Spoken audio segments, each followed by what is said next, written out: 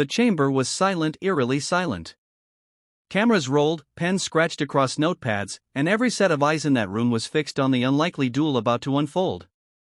Senator John Kennedy sat back in his chair, his glasses low on his nose, his Louisiana drawl sharp but calm.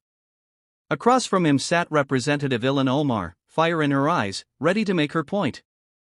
For weeks, pundits had built this moment into a showdown of wit, conviction, and political willpower. Nobody expected what happened next, nobody expected it to end her career with just a single line. It began innocently enough. Omar leaned forward with a practiced confidence, her voice rising as she criticized what she called the hypocrisy of American leadership. She argued that leaders like Kennedy lacked compassion, that they twisted values to score political points, and that they represented, in her words, the old, broken system. Gasps rippled through the crowd as she delivered her fiery statement, her hands slicing through the air with every syllable.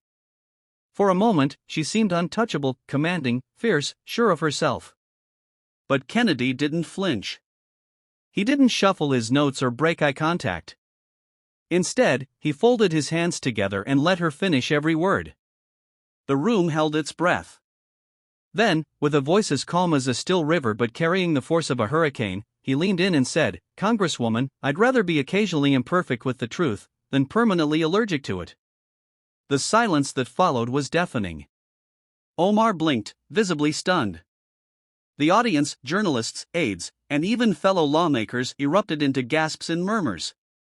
The weight of his words landed like a hammer on stone, unshakable, undeniable.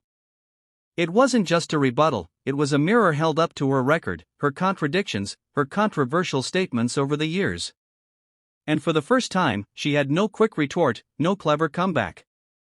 She just sat there, lips parted, searching for something that would not come. The moment spread like wildfire. Clips flooded social media within minutes. Headlines screamed across every platform, "Kennedy ends Omar's career with one line." Pundits debated it, replayed it, slowed it down, analyzed every flicker of her expression. Supporters of Kennedy praised his courage, calling his words the line of the decade. Critics of Omar, many long frustrated with her remarks, saw it as the final nail in the coffin. But behind the headlines, the real story was human. Omar, once seen as an untouchable rising star, now faced a tide she couldn't push back against.